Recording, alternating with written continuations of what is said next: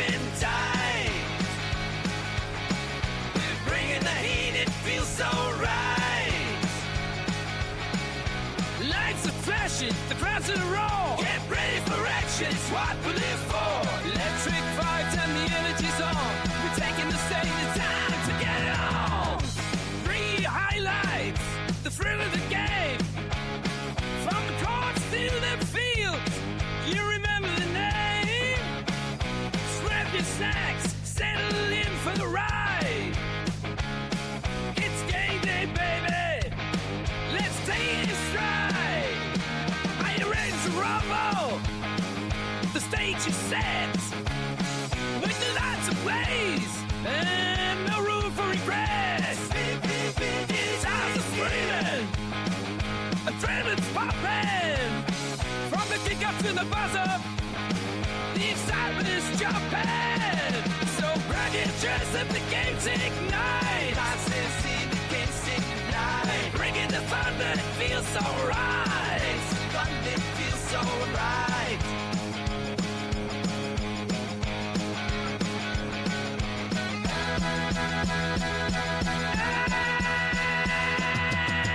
Welcome to the showdown, it's time to ignite. With the lobe on the air, bringing you the fight. With the crowd roaring and the tension so thick.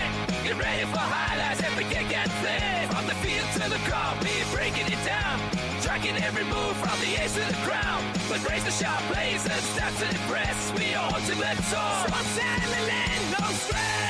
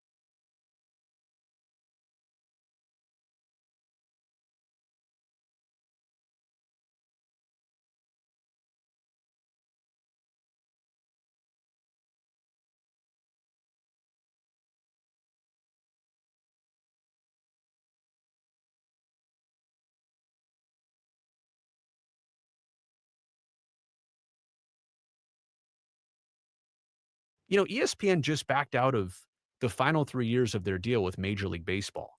And now that ESPN is literally going to be 10% potentially owned by the NFL.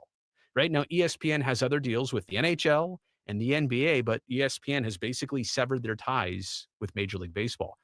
Will all of this, the NFL taking over and the MLB deal going away, is baseball just going to disappear entirely from ESPN because they don't have a connection anymore? What about the other leagues? What if you're the NBA and you're like, wait a second, football just bought 10% of the league that is now paying us and doing our deal, and like Are they going to try and make this a primarily football network?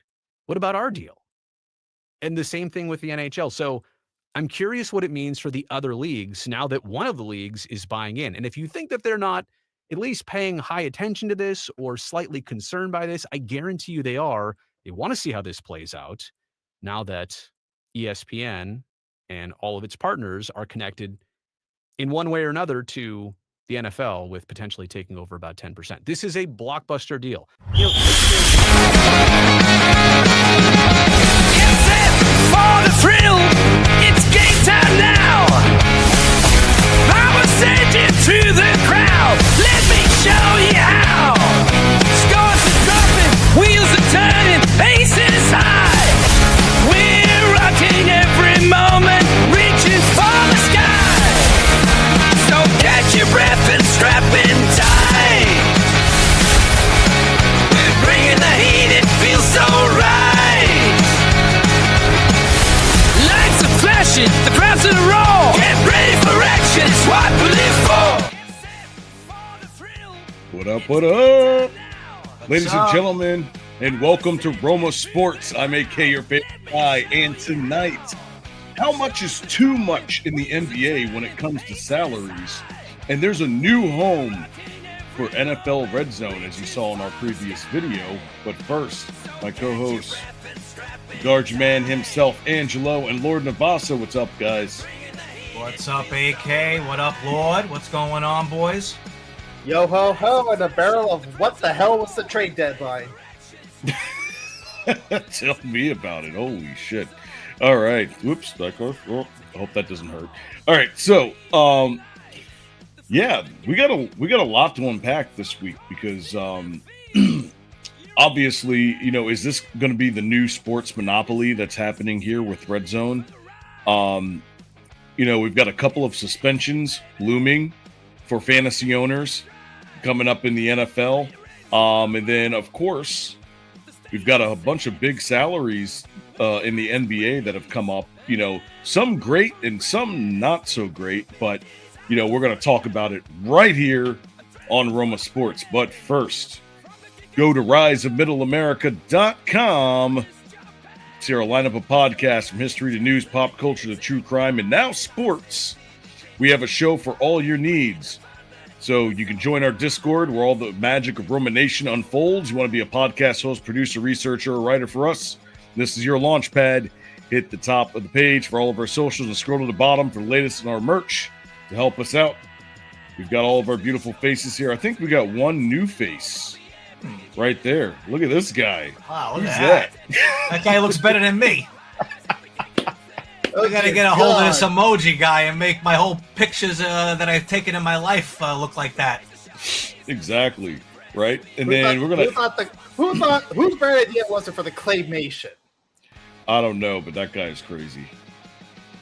No, that's Uncapped Turtle. He's our guy that does all of our graphics and stuff. He does amazing. He did the site and everything. But like I said, guys, right here at the Roma Nation Network merch, this is where we have all of our great T-shirts that we got for Sunset Rants and Caption This and all the Roma Nation merch that we've got to help us move the needle forward, all right? Also, at the bottom of the page, you got a PayPal link. We can make a monetary contribution, keep the lights on, help us get the #1 podcast network on the net. All right, guys. So let's just go over our first segment, which is First and Furious.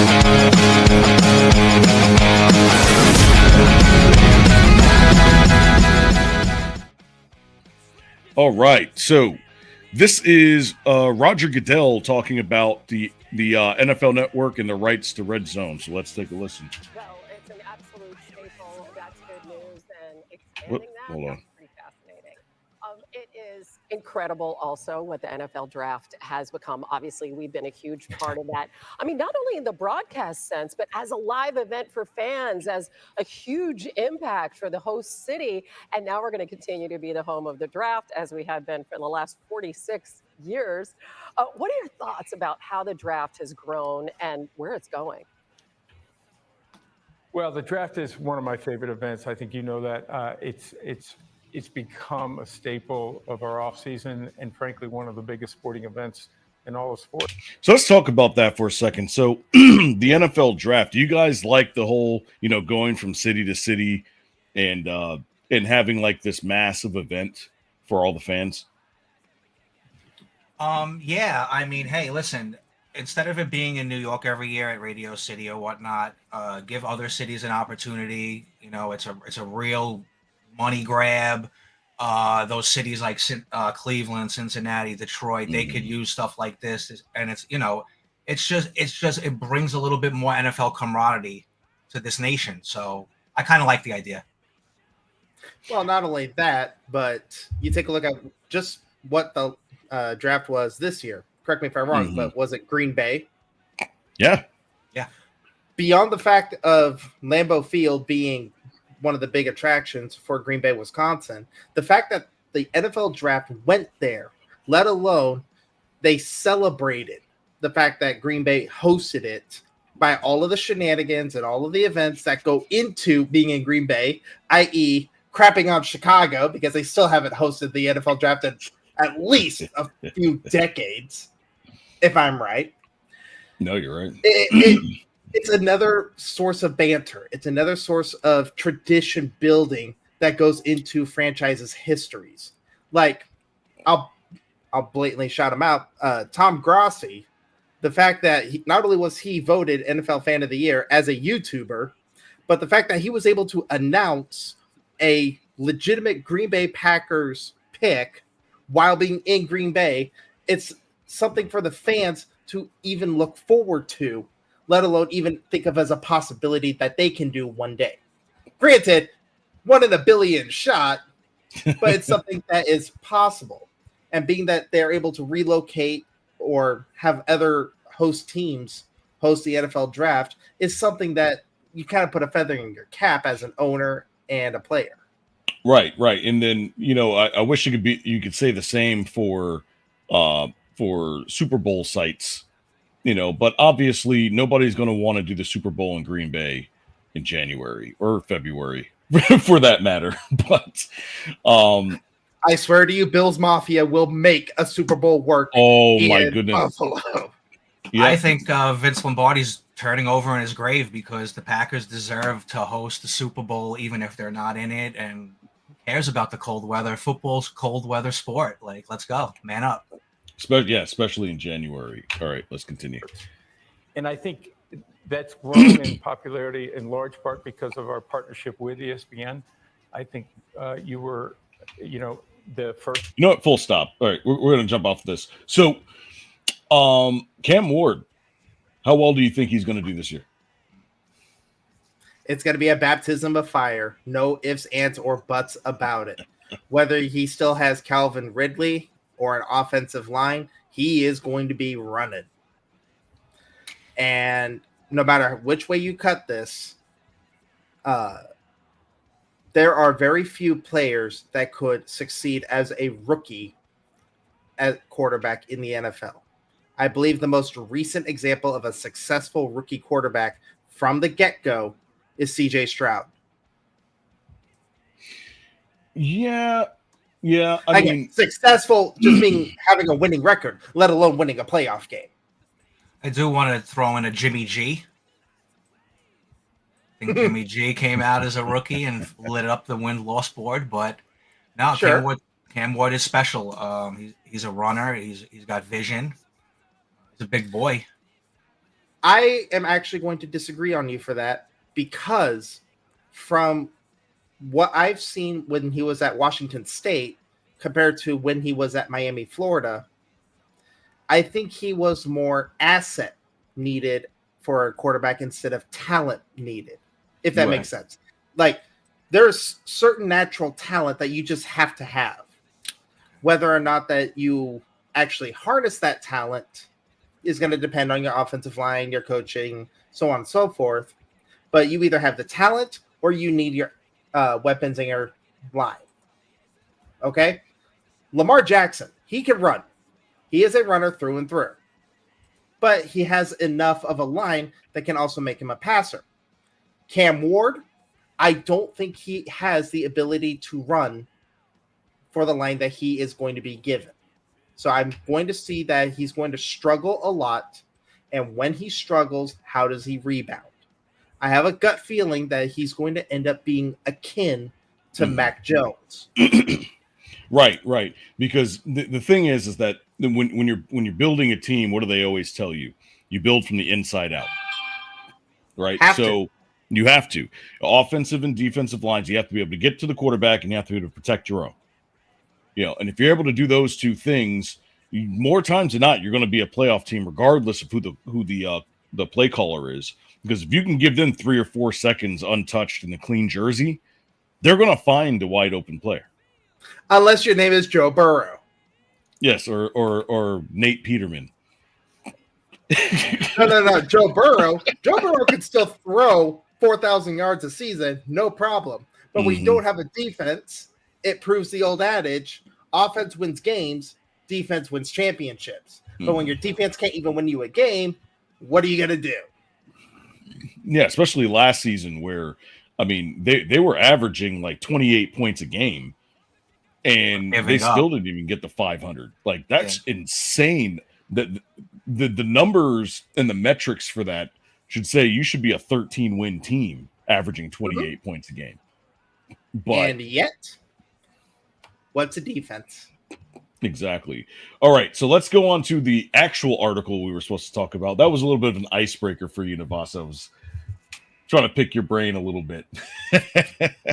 All right, so ESPN is acquiring NFL Network and other National Football League media assets, including the linear rights to the league's popular Red Zone channel, in a deal that will see the NFL get a 10% equity stake in All Sports Network, and announced Tuesday night. ESPN will also acquire the NFL's fantasy product and merge it into an existing platform, making ESPN Fantasy Football the official game of the NFL. In a separate deal, the NFL also agreed to licensing to ESPN and other NFL content and intellectual property that will appear on the NFL Network and other assets. So, first thing is first, is this a monopoly? I would think they're heading towards that. They're trying to definitely strong arm these companies that are failing. There's only a few out there. You got the NFL Network, which is now sold to ESPN. You might have DirecTV. You might have the football package out of there. You might have some TBS or TNT stuff, but NBC's week, ABC's week, college, that's what they host. So I think ESPN really wants a grip on this thing. Yeah, they do. They do. And the thing is that they were already losing out a lot because if you look at the last couple of years, they've had to let go of a lot of prominent anchors because of their popularity. Right. And of course, the money is in college, like you said. Duck Fisney. That's funny. But the money is in college. That's where it is right now. And that's in any kind of college sports. You talk about March Madness. You want to talk about college football playoff. Hell, even the World Series of Baseball, just generates so much money. Frozen Four hockey. Oh, yeah. Hockey, even the Frozen Four. Yeah. Exactly. So, when you think of something like this, all of these other bigger networks have all of that, and ESPN was falling behind. So they had to do something because they're the world leader in sports, right? Or are they? They might have to renegotiate some contracts like Stephen A. Smith and his multi-million-dollar contracts for yelling on TV. Put some money back in the pocket. Okay. Also, you got the thing in the background. Which one? You got the theme song in the background going off. Oh, yeah, usually I have it playing while we're going. Anyways, I'll for this. So, I'm going to pick your brain a little bit, Gargi, and say, okay, the money is all in the sports for college, between college football playoff, March Madness, etc. Okay? So, if ESPN buying out NFL Red Zone, do you remember when Red Zone got into a huge antitrust lawsuit because of the nature of being able to host every NFL game at the same time? I mean, just for a 1 o'clock, 4 o'clock window, but when you hit 4 o'clock, NBC's got their games, Fox got their games, Sunday night. No, I'm just asking if you remember when NFL Oh, Red absolutely. Zone Yeah, no, got absolutely. into the antitrust. Absolutely. Okay. So now take all of the shenanigans that went on with that antitrust lawsuit from Red Zone, and now multiply that by cancer, and that's going to be the antitrust lawsuit that ESPN is going to go through. Yeah. I mean, Now, what comes around goes around. The icing on the cake is how many tentacles of ESPN bum frickery, as I'm trying to maintain my eloquent use of as little French as possible. How much bump frickery does ESPN have their tentacles in to go ahead and say, is ESPN too big? Because they already dumped off their MLB contract to, coincidentally, buy up NFL Sunday Ticket and NFL Red Zone. Yeah. ESPN is definitely going to start strong arm and everything. Absolutely. And you 100%. You want to know who's going to throw the first fit, if you will? Or arrow, shoot the arrow. Who is it? YouTube. But is YouTube even that big to even open their mouth and say, "Hey, ESPN"? No. Network? YouTube TV. YouTube TV has the exclusive rights to NFL Sunday Ticket. But now that ESPN bought out NFL Red Zone and the NFL Network, it was one thing for the NFL to have its own subsidiary rights alongside YouTube. But now that you got two behemoths that don't like each other for crap, now that they're splitting the revenues between each other, who gets exclusivity? Well, and this sounds like the wackiest merger in the history of mergers. Like ABC, Disney, ESPN, YouTube, Nickelodeon. No, Roma. This is bad. You want to know why? Why?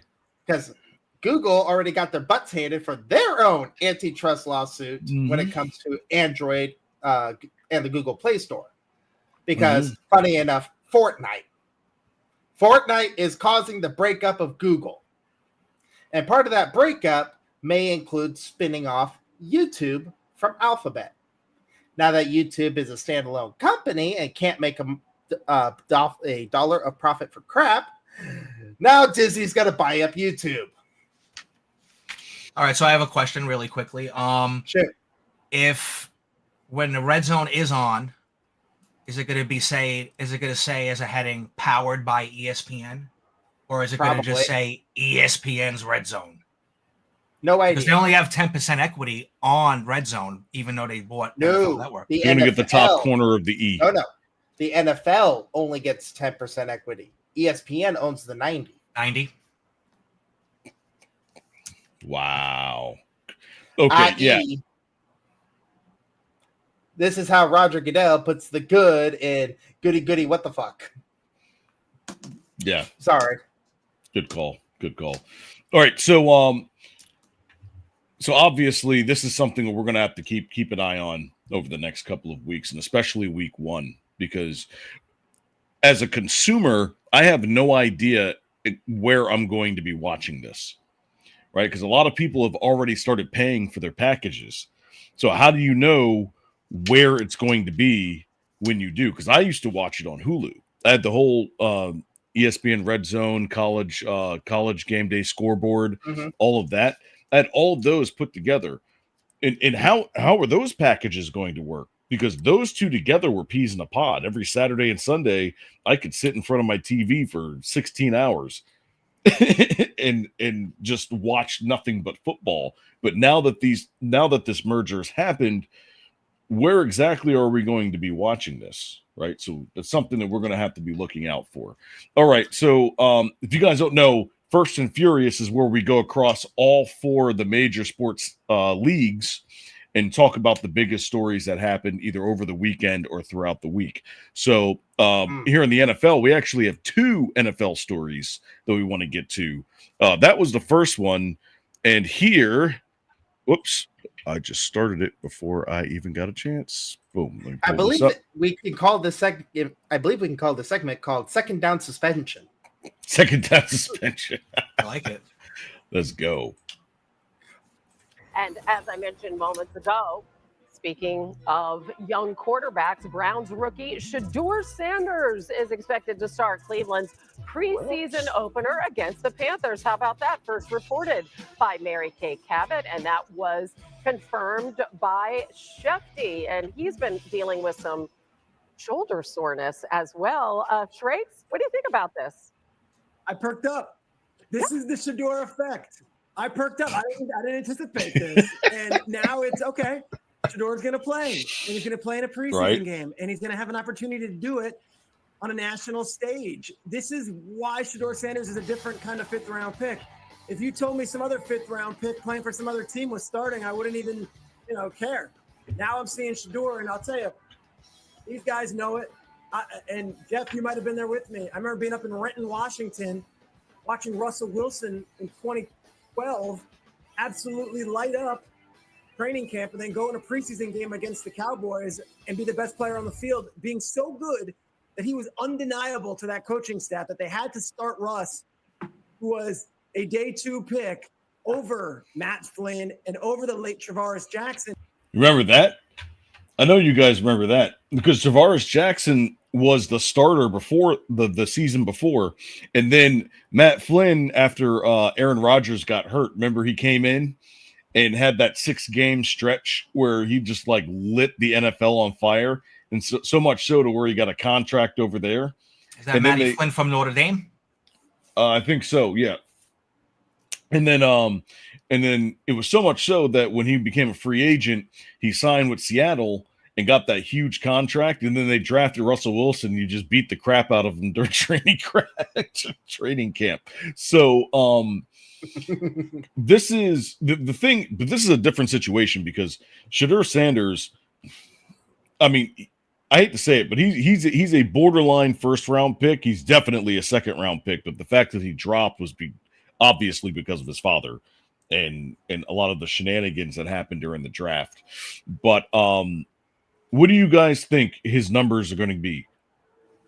Give me a stat line for his first NFL preseason game. Well, he's going to probably play the first half? I say the first quarter because they've got like 19 quarterbacks. So we're going to have to try and figure that out. I'll say he goes 6 for 8, 98 yards and a touchdown. 6 for 8, 98 yards. What about you, Nabasa? Give me 5 for 9, 1 TD, 1 pick. 1 TD, 1 pick. I'm going 16 for 18, 146 and 2 touchdowns. In 1 quarter? In 1 quarter. Unfortunately, as far as like Shedeur himself, number one, I'm thoroughly surprised he is still on the Cleveland Browns, let alone he's now starting on a preseason game, considering he went, 109 miles an hour on the freeway in Cleveland?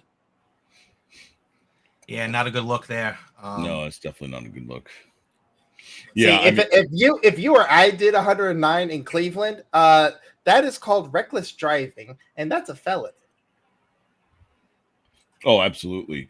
Yeah, I mean, and we're going to talk about that here in a minute because we've got another segment coming up where we're going to talk about another NFL player that has a metal foot, but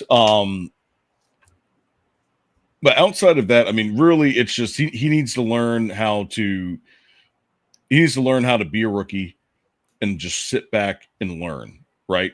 Even if he's going to be the starter, soak in as much information as possible because you've got Joe Flacco, who's on that team, who's going to be a very good mentor to these guys. No, Joe Flacco has already said he is not going to be teaching these rookie quarterbacks. He ain't teaching them for crap. Well, you have to remember that if they throw him in for snaps, they're going to be watching. So it's not – these guys have been playing football their entire lives. So he's not going to physically sit there and be like, okay, here, do this, do that. They're going to be looking at what he's doing. You can have the passive learning, but Joe Flacco has said he will actively not be teaching them. And listen. In Joe Flacco's defense, he's 45, 46 years old? He was sitting on a couch 2 years ago not doing anything football related, and now he's being thrown back in to a team that he really didn't want to be a part of in the first place, but they threw so much money at him, he couldn't say no. Well, I mean, listen, Flacco is allowed to go to the couch and come back. He's a Hall of Fame quarterback, Super Bowl MVP. Perfect guy to have as a number 2, number 3. They got Kenny Pickett. All right. They got Tyler Huntley. Those are young kids, but these kids that they have, they don't need what Shedeur Sanders needs regarding teaching ability and humbleness. These kids have been in the league 2-3 years already. Flacco's going to get burned. He's going to get play. Jerry Jeudy's super excited about Shedeur Sanders. So, I mean, I think Flacco, everyone knows what Flacco is. He's not going to turn the ball over. He can't move, but he will throw touchdowns and he'll get the receiver the ball. That's fair. Now, I did not know that Cleveland already picked up Pickett. But and they've got Dylan Gabriel. That was the other one I was missing. And I believe that Dylan Gabriel is about as old as Joe Burrow, correct? Yeah, he used to play on my UCF Knights 6 years ago. Super red shirt. Yeah, dude. Well, no, he was the year before that, he was sitting behind who was the kid that nearly took UCF to the national championship before he broke his leg. Oh man, yeah, I know you guys probably wouldn't know him, but that same year where they're on the back-to-back of undefeated seasons, he was sitting behind him, and then he went to Oklahoma, I think, and then he went to Oregon, and he just lit it up at 5'8", a 5'8" quarterback. That's like my height. No, never met you. Never met me. Hey. But for the Cleveland Browns situation in general, the fact that they've got 5 quarterbacks just in their rotation already tells me that either A, they have no idea what they're doing in general, or B, they're trying to have so many insurance policies that they are going to try to be trading at the deadline, which is what, week 8, week 7? Week 7.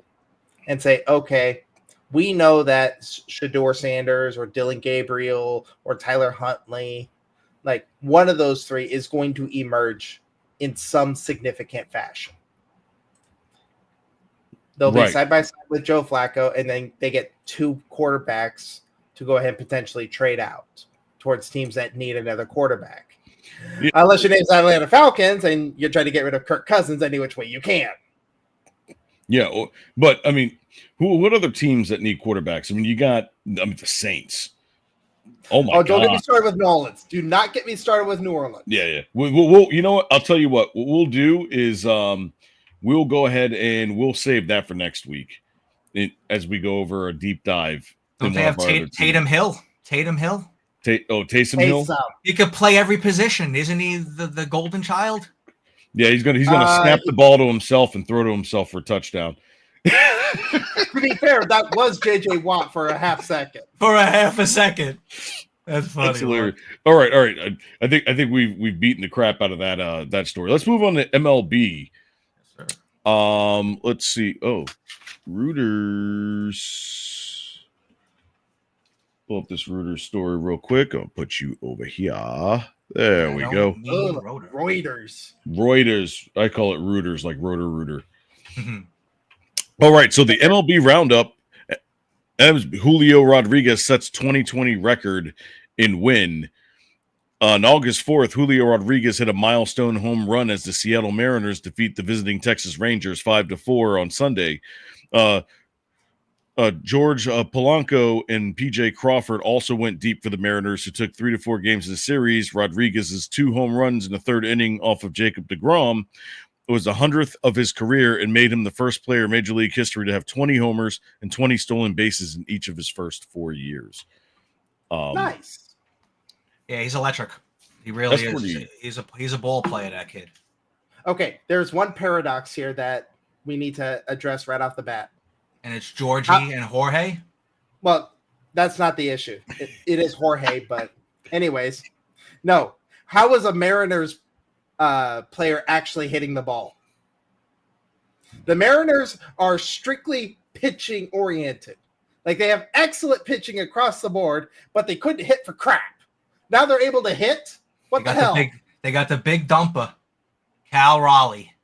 He leads the major league in home runs. All right. Really? When you got the dumper? When you got the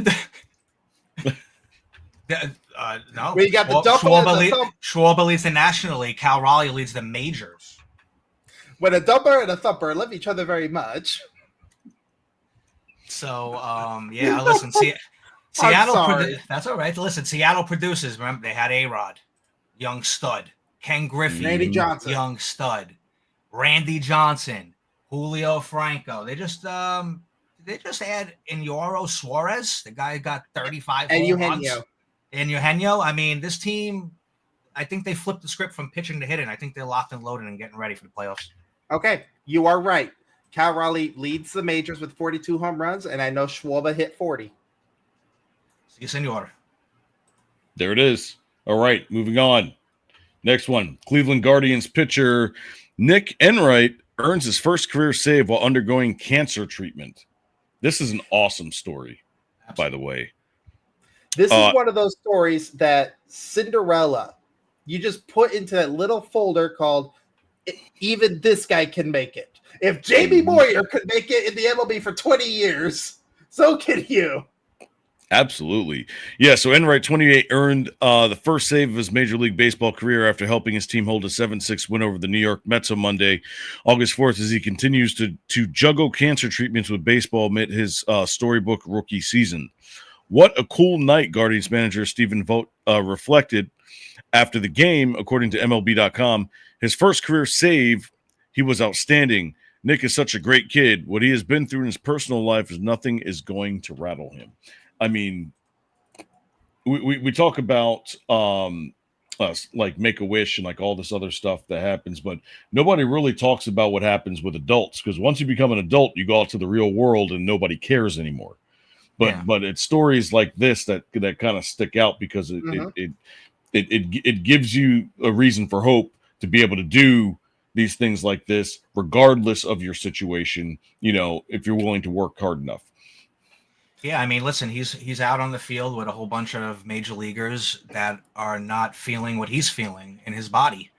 Mm-hmm. And for him to go out there and deal with the drama and deal with his own personal body and mental state and get that save, that's a real feel-good story. And it just, really puts a positive note on any negativity that happened this week. I can tell you that much. So good for Nicky. He deserves it, and hope he keeps rolling, to tell you the truth.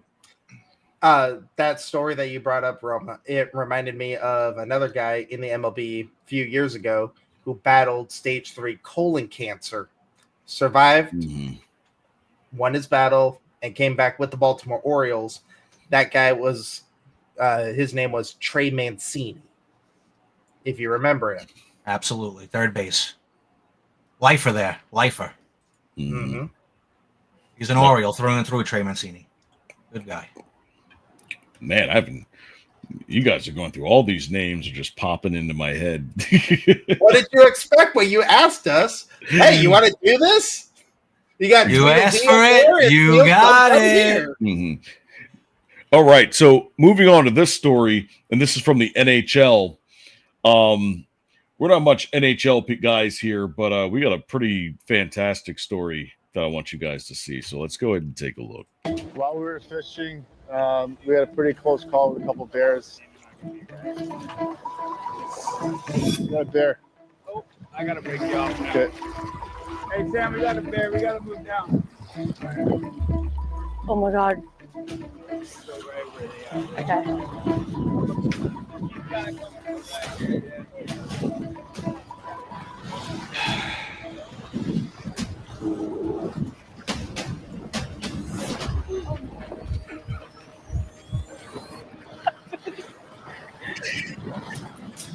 I want to blame it on Bowie. They were pretty interested in his whole look, so we got out of it okay. But It was a close call. That last little sprint, I was worried briefly. Bro. He feels like a unicorn. Dude, I would have been wearing a brown suit. I think he has brown trousers after that. I'll tell you that much. You want to know what that mascot just did? What's that? He set a new record for what would you do for a Klondike bar. Listen, everybody heard of this mythical creature story of the McCracken? This strong animal that comes out of the water and will not be beat? Well, guess what? The Kraken has just been ran off by a brown bear. That's crazy. And you saw how it wasn't a brown, that was a grizzly. That was a grizz? That was a grizz. Nope. I forgot. What did they say with grizzlies? It's no, it's Run. the black bears you got to watch out for. Look, Roma, please don't agitate my inner Californian in here, only because grizzly bears are extinct.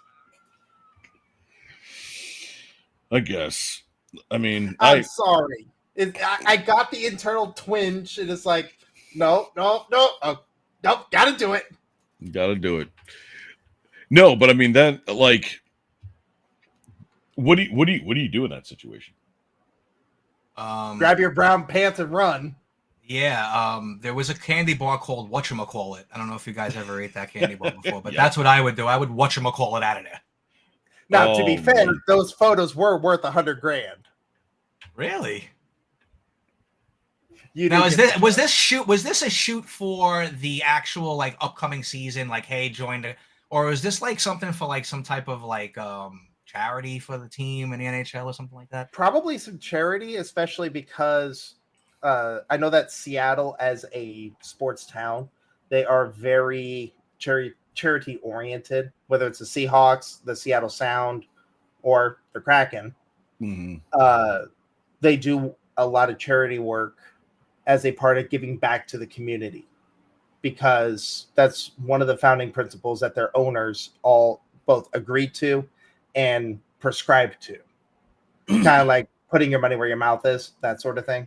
Right. Well, I mean, every franchise has some kind of charity events and things that they do. And then it kind of filters down to all the players as well, where you'll see a bunch of different players. I mean, there's over like 10,000 different charities for players all across all different types of sports. Yeah, they do good work. I mean, they do a lot of good work. You know, I forget who was the NFL guy that tried to get their training camp going and then backed out at the last minute. I think it was George Pickens, only to have another Cowboys or Steelers player have to pick up the slack for him. Wow. Really? Well, I didn't know that. Oh, yeah. I can't say with certainty because I don't know the specifics, but I know it's George Pickens that tried to make a training camp for the youth in Pittsburgh. But because he was looking at being traded, he wasn't going to back that training camp, especially if he knew he was going to be leaving. But he didn't tell anybody he wasn't going to back it until he got traded. Oh, by the way, nope, no training camp for the youth. So Pat Freiermuth, the tight end. Freiermuth? Yeah. Freiermuth. Pat Freiermuth. Yeah, he's a good guy. Again, he picked up the slack and said, this is still going to happen. That's awesome for him. That's good for him. As far as like the charities and the NHL go, like you said earlier, I'm not much for NHL. I don't think Gargi here is much for NHL. Yeah, I mean, like I said, usually in the off season, unless there's like a really big move, most teams pretty much stay the same. They pick, they kind of fill out their benches and then move on throughout the rest of the season. Yeah. But anyways, that's a perfect segue for segment 2. Where you get 3 games without pay, $1,000 in fines and probation, yet he still keeps a starting job. So that sounds like the elite NFL discipline that you would expect. But Jordan Addison dodged heavy consequences more than he got a meaningful lesson. So in this next segment, we shift to to the league leaks and dissect how internal league policies compare to broader legal accountability. Here goes League Leaks.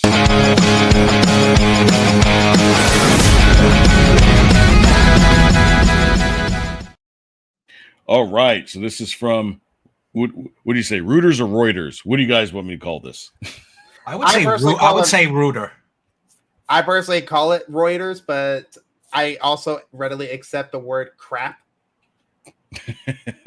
Right. How could you say crap differently? Exactly. All right, so You don't want my French.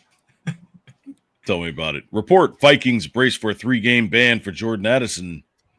August 4th, Minnesota Vikings are bracing for a 3-game suspension for wide receiver Jordan Addison over the last year's DUI arrest, ESPN reported Monday. Addison, who's 23, resolved his legal case last month by pleading no contest to a lesser charge. He was placed on 12 months of probation, ordered to pay a fine, and complete 2 online courses. He was arrested in July of 2024 near Los Angeles International Airport after police found him asleep at the wheel of his Rolls-Royce when he was blocking off a lane of traffic on Interstate 105. Dude, this guy's already got a Rolls-Royce. He's got the rolls, and I think he was drinking the green swervy drink because that'll knock you right out. Oh, absolutely. Yes, his Vikings' first 3 games of regular season in Chicago, week 1. Atlanta week 2 and Cincinnati week 3. So, I mean, they can probably afford those 3 games, but the issue with that is they had a brand new starting quarterback. So, having that piece missing for the first 3 games is really going to is he going to do well the first 3 games, and when he jumps in, it's all going to go amok? Or without him, he's going to have a bunch of issues, and then when he brings him back in, you know, how is this going to fare for the Minnesota Vikings offense? Yeah, I mean, listen. First of all, he's suspended without pay, which means I don't think he could show up to the facility and train with the team nor practice. So he's going to have to hire somebody outside, come in, train, keep warm, because when week 4 return comes, he's going to be cold, he's going to be rusty, and this actually hurts their team because now defenses are going to double team Jefferson. They're going to, now it's only 2 people instead of 3. We got the tight end. That's going to be Hawkinson's going to be guarded up too. And now you're going to have to rely on a 3rd and 4th wide receiver to actually be a 2. So, you know, it kind of really messes up a lot of what's going on there. So, you know, it's not a good look. Yeah. But I mean, obviously they're not going to release him. No, you know, he's a good player. He's a good player. I mean, look at these numbers. I mean, he was 23rd overall. He has 133 receptions in the last 2 years, 1,786 yards, and 19 touchdowns. That's important. Yeah, those 19 touchdowns I think were 4th in the league over that span. I know Lord knows that the Vikings score a lot of points, right? Mm-hmm. They sort of did until playoff time came, and then we know what happened.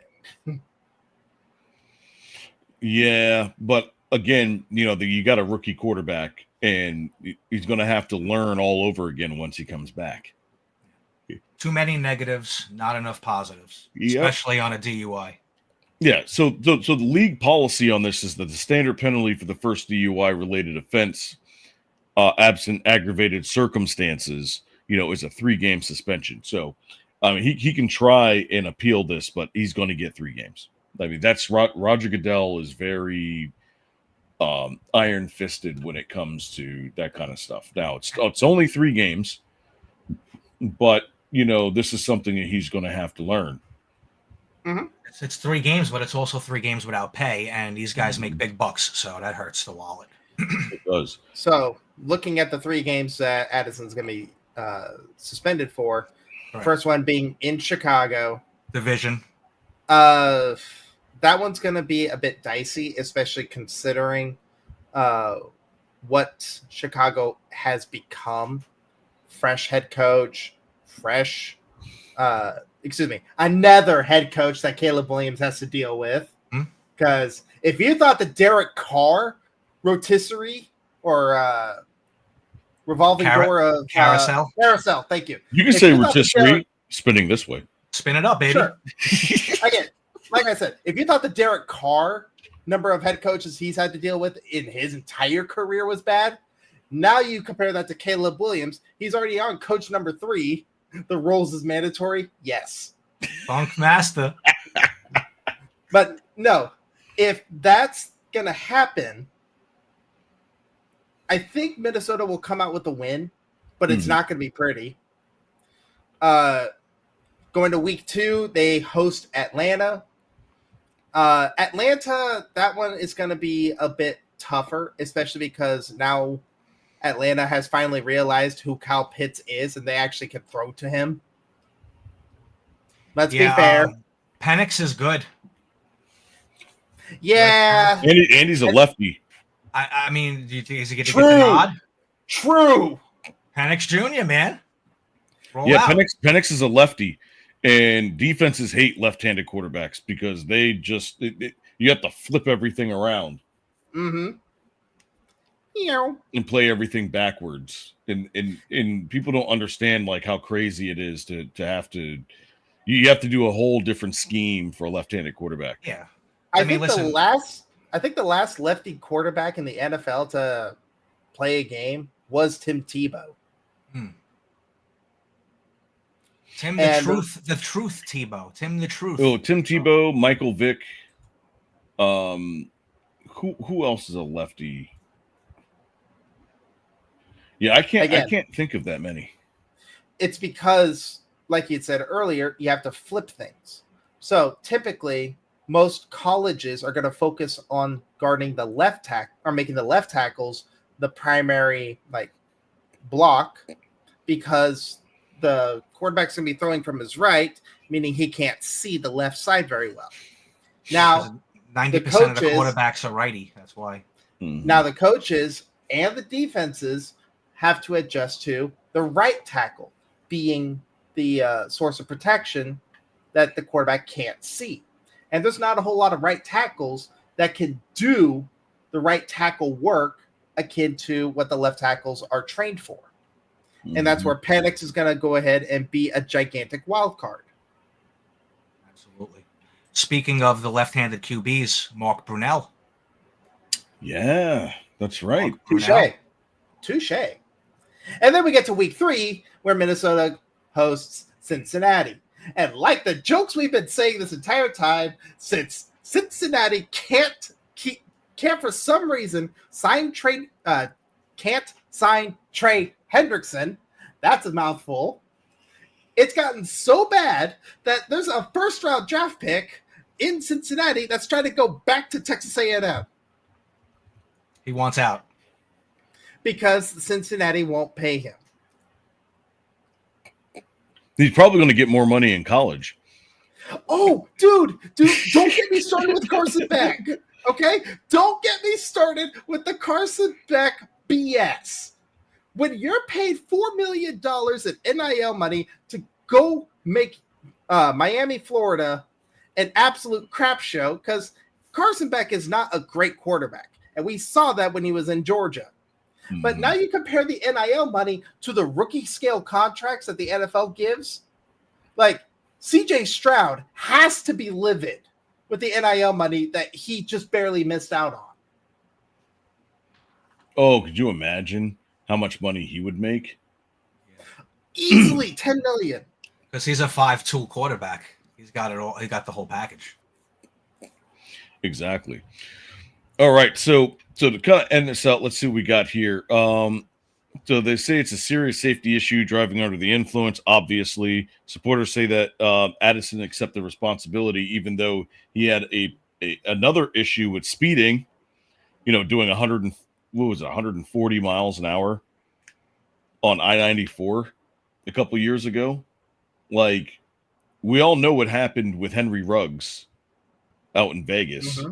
And the issues that caused the NFL, because even though when people don't understand is that the NFL players are contractors, all right? They're not employees. They're contracted by the NFL. So it's just like if you were to have a contracting job as like a TV repairman. If the contractor goes out and burns your house down, it's not the company that's responsible. It's the contractor that's responsible. Mm-hmm. All right. So let's get that out the way. But still, that does not bode well for um for people that that look up to the NFL and all these kids and what I talked about before, the what is it called?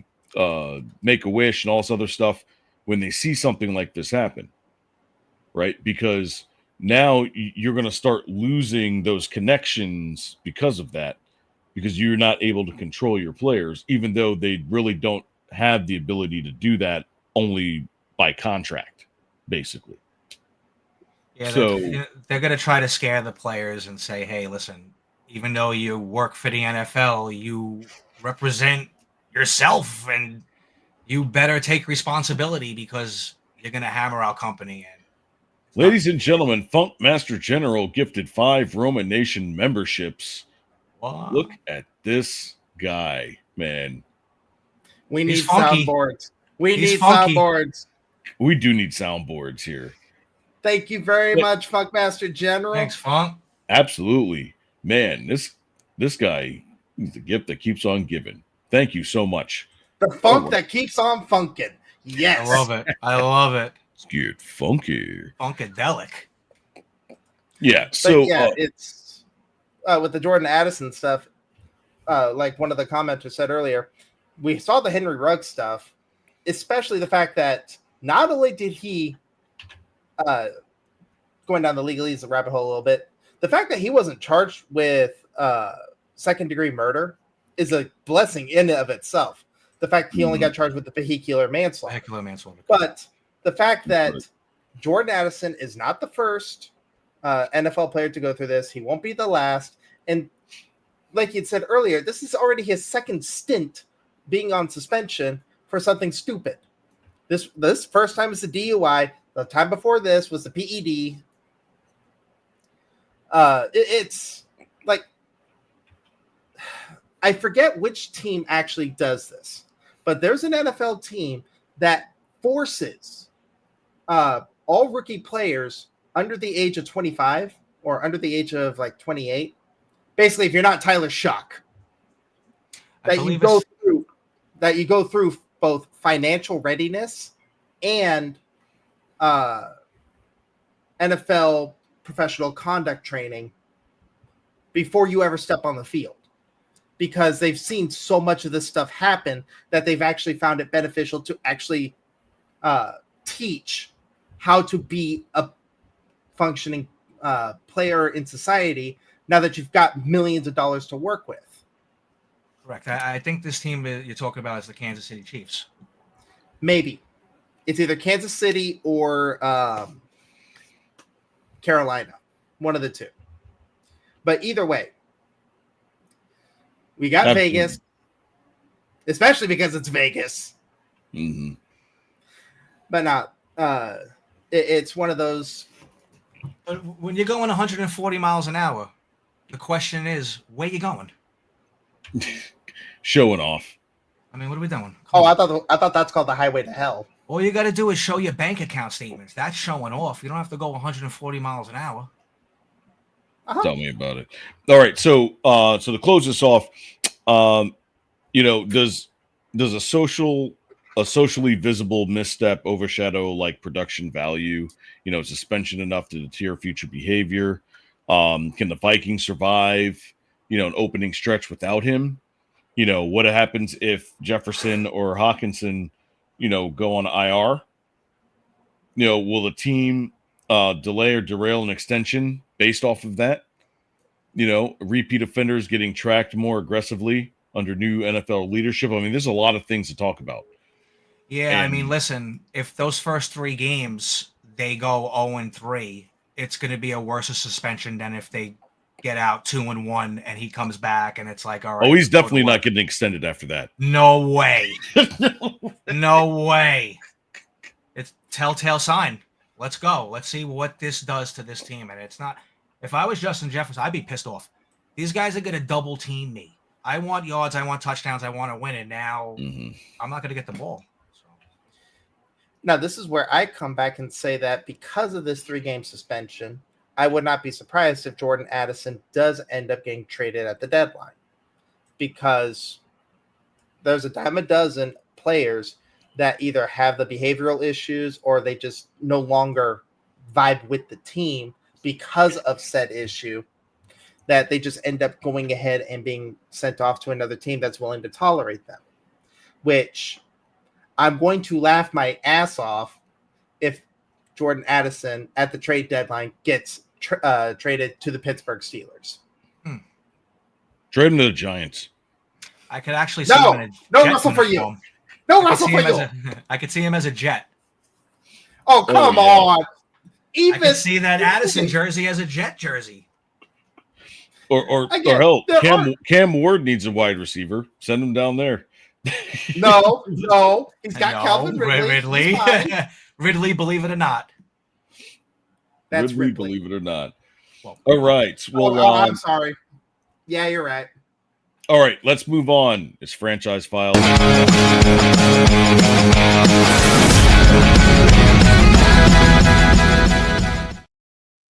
All right, let's get to it.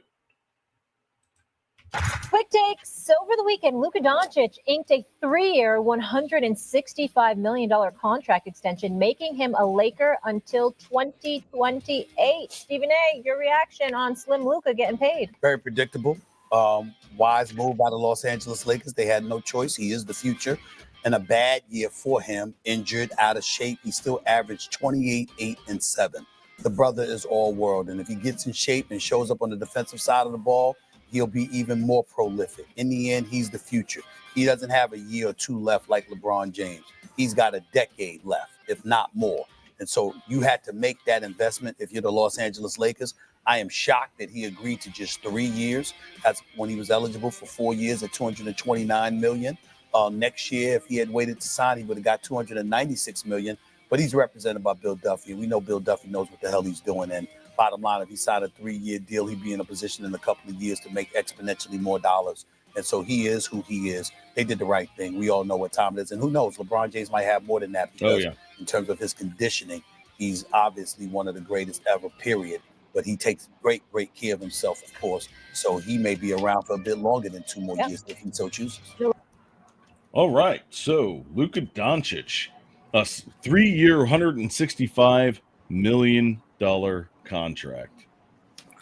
I do want to apologize for that technical difficulty. I have no idea why my camera decided to say, no camera for you. You know, you could have just not said anything and nobody would have noticed. Like literally nobody noticed. What's the matter with you, Roma? What's the matter with you? But no, with Luka Doncic, is it Doncic or Doncic? It's Doncic. Doncic. Okay, so with Luka Doncic getting his $165 million, was it? Correct. Oh, we'll get there. We'll get there. Okay, we'll get to the fried green. We'll talk about that at the end of the show. But no, in all seriousness, no.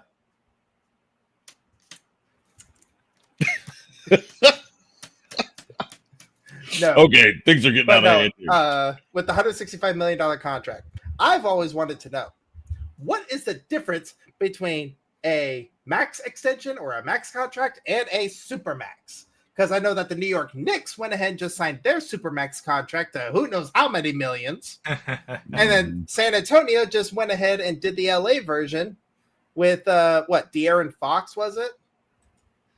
Yeah. I mean, hey, now, listen, to answer your question, what's the difference between Supermax and Max? A Supermax contract is player friendly. You get more money towards the end. The team gets incentives, and they could also offer you, they could buy you out at the end. For a max deal, it's the highest a team can offer based on the year's experience. So the max is reserved for the league's top players. You're only going to see all-stars getting max, not supermax. Mm-hmm. But if supermax, though, also can apply to people that get all-NBA first team or MVPs or or certain accolades like that, right? Well, yeah. I mean, hey, listen, if a team comes to your agent and says, "Hey, I want to give your guy a super max deal of whatever, so and so," and your player is like, "Hey, I'm not super max material. I'm an all-star. I deserve the max contract." Mhm. That would be their bicker back and forth. So you have the right to get what you deserve if you put those numbers up. That's fair. That's true. Also, love that. But no, with the Luka Doncic flow. That's I don't fair. even want to know. I don't even want to know. Continue, Vash. Anyways, Continue, so with the Vash. Luka Doncic extension, this is a clear-cut sign that it is a changing of the guard for the Lakers. Mhm. Like someone said it best, that this is now the time where they are no longer building the Lakers around LeBron. They are now building it around Luka Doncic. And that can't be side by side. Yes, it is. Holy schmolies. Yeah, he's intense right now. That I was is gonna say. toned as hell. So this is side by side of triple double and triple cheeseburger. All right. So Absolutely, supersized up. It's completely the difference. They got rid of supersize because everybody was having diabetes. So this is a perfect example of not supersizing it. Oh my god! But dude, yeah, I think he's down 35 pounds. Hey, listen, he looks good. I just hope that the looks could go toward the court and his shot is the same and all that good stuff. Because you have to remember, he's been playing like a slob. I don't mean to disrespect you, Luka, but the way you were looking, slob ball, you're shooting from the waist. You can't breathe. You're taking a lot of threes. Now you want to run. Now you're light on your feet. So we'll see what happens. That's true. And I can give you a baseball equivalent to that with a former really good pitcher by the name of Tim Lincecum. Timmy boy. Yeah, Tim Giants. I remember that. Tim Lincecum, he went from like Josh Hader twig levels of being like stupid good of a pitcher, and then he bulked up, added like 30 pounds of muscle on him, but couldn't pitch for crap. So Right. I understand the worry that you've got with the Luka Doncic slim down. Yeah, Now- I want to see how his game, if as long as his game could be the same, stat. That's fair. Now, with the other contract with De'Aaron Fox, somebody over at ESPN, I believe, basically threw San Antonio into the quiet contender pool of teams now, working in tandem with Wilbur Valderrama, or however you pronounce that name. That would be Wembanyama. Thank you. Yeah, so I think I just quoted that one actor from That 70s Show. Wemby. Yeah, so Wemby was a number one pick. Okay. All right, he's like over 7 feet tall. His wingspan is ridiculous, and he's thin. I didn't think he was gonna last. He actually stuns me because he's a beast. He's gonna be a beast. Now- He's good. They have him at 7'4". Wow. But he's He shoots the three too. off of 1 foot. Come on, man. This kid's got style. He's got I'm style, glad- bro. I'm glad chat is catching up and calling me out for it. Like Fizz. Also, the Lakers signed Marcus Smart and DeAndre Ayton on the offseason, so they're trying to get their starting five ready to roll. Well, they needed interior help bad, like really, really bad. Like they didn't need scoring interior. They just needed like defense in the interior. Yeah. So the insult to injury on the De'Aaron Fox signing, the insult to injury for that is it looked like De'Aaron Fox was going to end up being a free agent this year. But now that he got the extension done, the biggest team that it's actually going to hurt going into the offseason or the preseason, however you want to call it, is actually going to be Indiana, because they saw what they had with Halliburton. But the second he's gone, that is your single point failure. So Indiana, they've got that finals itch. Like they were so close as a 4 seed to getting that NBA final, like winning it all. They were so close, and they saw with their own eyes what the problem was. And now not being able to get De'Aaron Fox, they have to go somewhere else. It's the Pacers' style of play. You know, the Pacers are up and down 120 points a game. You know, that Steph Curry, Klay Thompson, Golden State days where they would just run it. Mike D'Antoni from the Phoenix Suns. Fast pace. I want you shooting the ball with 18 seconds on the shot clock. I want you down the court. I want you shooting. Let's go. I want 1,000 possessions. So, yeah, I mean, hey, that's what it's going to be. That's what it's going to be. So, right. You know, so if we're talking about the good, he gets the extension with it positioning him to land a 5-year, $417 million, $500 million in 2028. That's the supermax in 2028. See that right there. If you don't want to call it the supermax contracts, just call it the Ohtani contracts. Just call it the Dodgers. But with the Ohtani contract, he's not even getting paid every year. He's getting like he's getting about $2 million a year for 10 years, and then he's gonna go full Bobby Bonilla for the next 30. But is De'Aaron Fox doing the same thing? No, he's getting his $40 million, $50 million a year. He's not getting. No, I was talking about the supermax contracts. Oh, for the supermax. Speaking of De'Aaron Fox, I got it right here. 4-year, $229 million extension with the Spurs. So, if you guys don't know, I mean, what is he? 26, I think. 27. Yeah, 27. I thought he was older than that. I thought he was like 30 something. No, he's still like going into his prime. You know, so the Spurs are one of those teams, kind of like the Magic, my team, you know, who has this young nucleus where the next 4 years, those two teams are going to be a lot of fun to watch. Yeah, I want to see Orlando make some noise. I haven't seen them in the playoffs since the Penny days, man. I mean, they need to get back there. They need something to pop. They do, and the thing is that last year they had an issue with injuries where a bunch of guys missed a bunch of games last year, and they still, with the worst 3-point shooting percentage in 30 years, still made it to the playoffs as a 7 seed. I mean, listen, I'll throw you a Magic name, Scott Skiles. Scott Skiles, 30 assists. You know. Oh. Let's bring it back. Let's bring back the players for the Magic. A record that'll never be broken. Russell Westbrook almost broke it. He almost broke it a couple years ago. He had 25 assists. Was it 28? I think it was 28, yeah.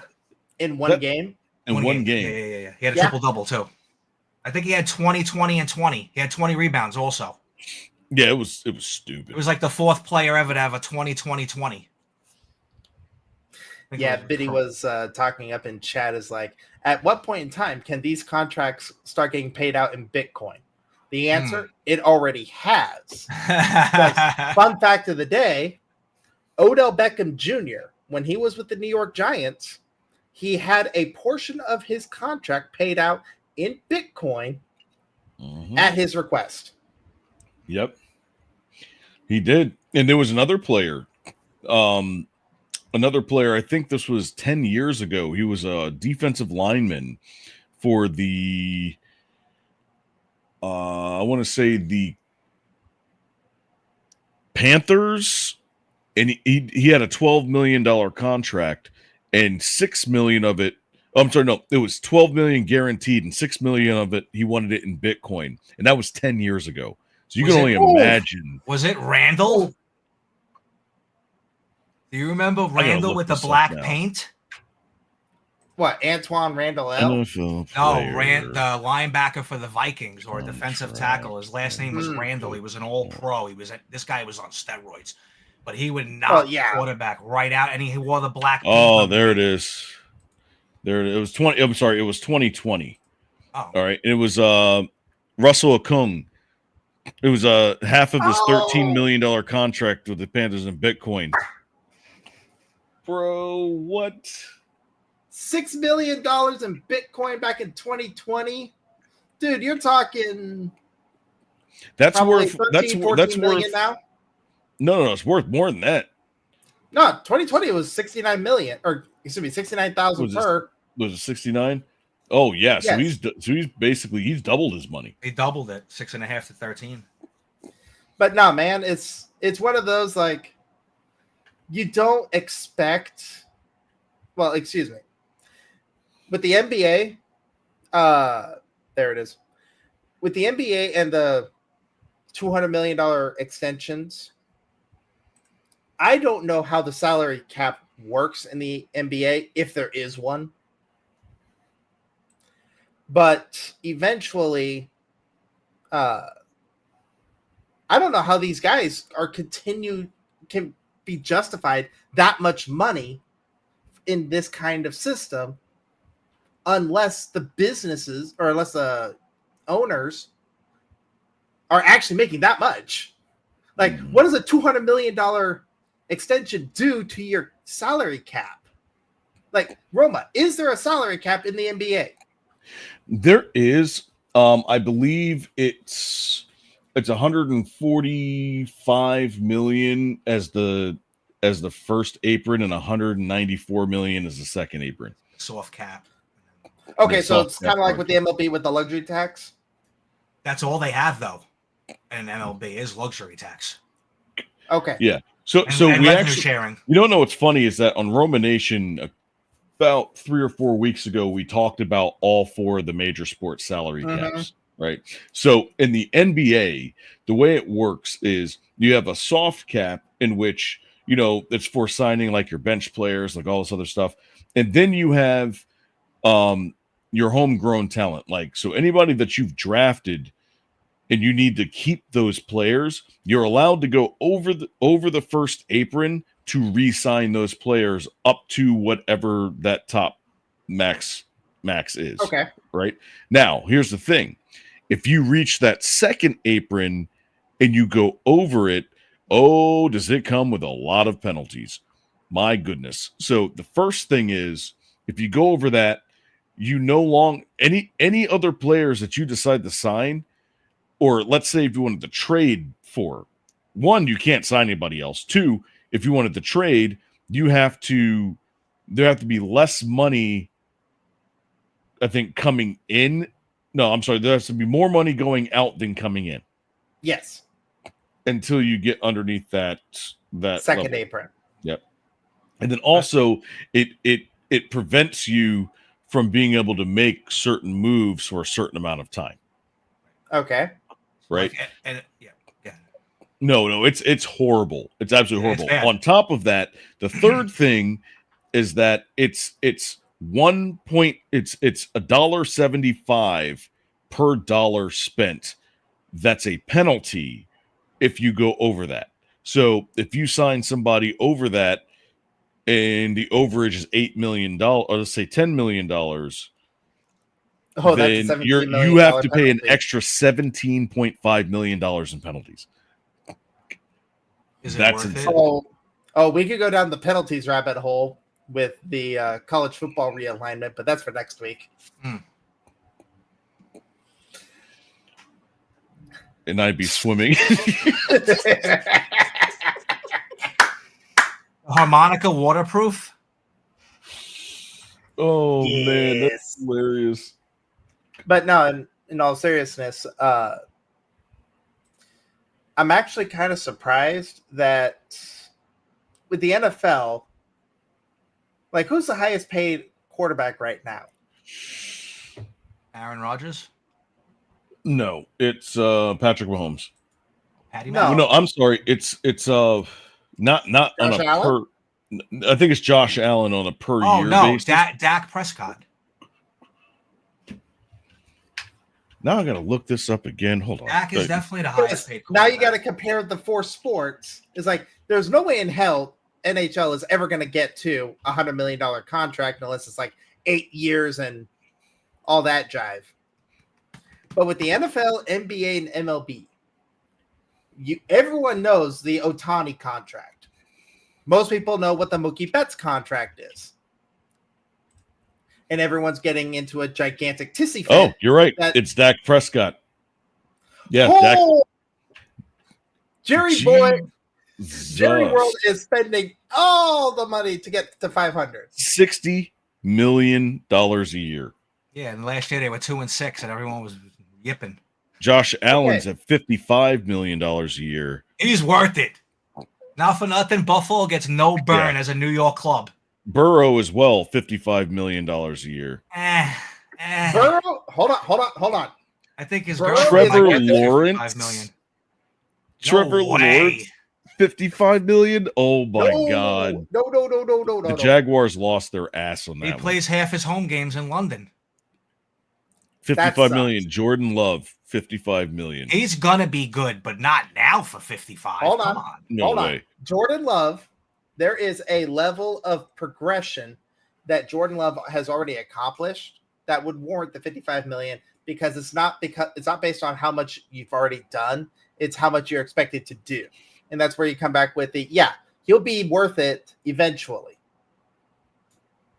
And I say this because him being from Utah State, I remember his collegiate career.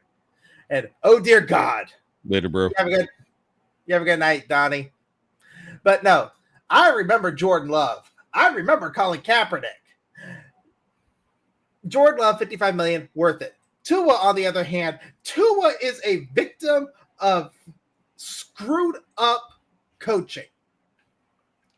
Mike McDaniel, great offensive coach, can't build a line for crap. Brock Purdy, he was inevitable. I think they had no other choice with their situation that they had a couple years ago with Trey Lance. Oh, yeah. And the fact that Mr. Irrelevant became Mr. Relevant. Jared Goff. Jared Goff, I'd have to say 2 years ago, I'd say no. Right now, absolutely. Jared Goff is the primary example of why Dan Campbell still has a job and is revered in his coaching practice. Okay?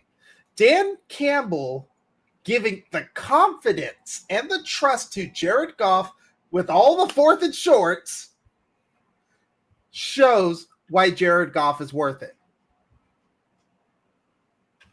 And then Herbert, he's yet to be seen. He needs to go somewhere else. Justin Herbert, I feel bad only because he has to undo all the crap he went through with Brandon Staley and has to relearn all the stuff that Jim Harbaugh wants to instill. I always get them mixed up. Yeah, he was going through the Phillip Rivers quadrille of life. Yep. Jalen Hurts, no question about it. $50 or $50 million, still not enough. At $60 million a year, you'd have to spend $164,383.56 a day to be broke by New Year's. Holy schmolies! Wow! Okay, time to start buying up houses. My goodness, who else we got? Okay, Murray's at 40. So this is where it starts to drop off. So Super Bowl winning quarterback is number 11. Because of when he did his extension. Yeah, that's true. You got to remember that I think it was either Patrick Mahomes or Jalen Hurts. They were the first movers in the Supermax extension era of quarterbacks. Like you said earlier, Trevor Lawrence is going to make out like a bandit. Okay? This guy's too handsy. He's too handsy. And then we got Mahomes is at $45 million, but his 10-year extension doesn't kick in until what, next year? Until Kelsey retires. Pretty sure. And when it kicks in next year, holy crap! Like that's going to jump from $45 million to almost like $75 million. And Andy Reid and the Kansas City Chiefs, they will pay Patrick Mahomes $75 million with a smile on their face. Because Patrick Mahomes is going to be worth every penny of that $75 million, just in the fact that they've already got what, 2 or 3 Super Bowls out of him, Mm-hmm. and then get Kirk Cousins. 3 Super Bowls. He's the biggest thief in the NFL. Oh, this one. Kirk Cousins. Kirk Cousins. He stole so much money from 3 teams. If you guys haven't seen on Netflix Quarterback, go watch it because it's with Jared Goff, Kirk Cousins, and who's the third quarterback? Oh, Joe Burrow. JB, yeah. And the stuff that, like, the behind the scenes with Kirk Cousins is absolutely hilarious. He looks like a funny guy. Absolutely hilarious. Oh man. Oh, dude. Kirk Cousins looks like the paid version of Ryan Fitzpatrick. That's funny. I thought Ryan Fitzpatrick reminded me of Conor McGregor. Fitzmagic. Yes. Fitzmagic. Hey, you know what the best part is? You know what the best part is, Gargi? Yes. Where did Ryan Fitzpatrick attend college? Ooh, I know, but I'm not going to say it. I'm not going to say it. I want to say Boston College. No. Close. Pittsburgh. All right. No. Talk to me. Think more prestigious. Penn State. Harvard. Really? Yes. An Ivy League. Yes. Ryan Fitzmagic. He was drafted from Harvard as an undrafted free agent. Excuse me. He was signed on as an undrafted free agent. Pardon my phrasing. But Fitzmagic played for how many teams? At least 8. Absolutely. And yet, he still didn't steal as much money as Kirk Cousins. Because Kirk Cousins, we know he's stealing from Atlanta. He stole from Minnesota. What was the first team he stole from? Redskins. No, couldn't be Redskins. Mm-hmm. Remember, he got drafted. He got drafted the same year that RG3 did. That was an insurance policy. Yeah. He was drafted in the 4th round. Okay. When RG3 was the second pick in the draft. Jerry Maguire. Yes. You blew it! So Biddy in the chat, she was like, "What's your favorite sports movie?" And they're just going crazy right now. Ooh. Remember the a lot of Titans? good ones. Hold on. I Depends. like Invincible with Mark Wahlberg. Do you count Groundhog Day as a sports movie? Show me the money. Groundhog Day? I love black people. I'm pretty sure I'm not going to say the next slide. Oh shit! I'm sorry. Caddyshack. Caddyshack. Well, Caddyshack. Oh my god. Again, if you don't count the Caddyshack, replacements, the longest yard. Yeah. Oh, if I have to pick an actual movie, an actual sports movie, Draft Day. Yes. Draft Day is the best. Draft Day was awesome. Kevin Costner, Cleveland Browns, Draft Day. Major League. How about Major League? Wow. Yes. Yes. Hey, Jabu, tell the bartender I need a refill. And then the bat comes flying and hits the guy in the head and knocks him out. Exactly. Now, I will say, if you want an inspirational sports story that can't, like, you don't know how it happened, it just did, and it became prominent. There's a movie called McFarland. Okay. McFarland is about a track team from McFarland, California. Oh, nobody knows where McFarland is. I seen this. I seen this. Rick, no. Rick, no. Yours too. Come at me.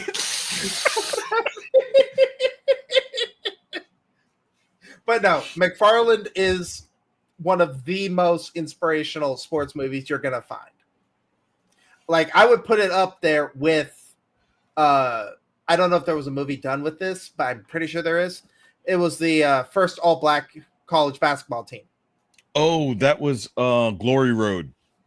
Thank you. That was good. That was good. Yeah, that was a really good movie. And the thing is that obviously there was a lot of like racist undertones and stuff like that. Well, but of course. the whole movie wasn't that. Like Wow. it was like almost like a docu series almost. It was really well done. Really well. Now, if I'm gonna pick a go-to sports movie, like I don't care how bad my day is, if I watch this movie, it will make me happy again. Angels in the Outfield. Okay. That's the Why? dude from Lethal Weapon, right? Danny Glover?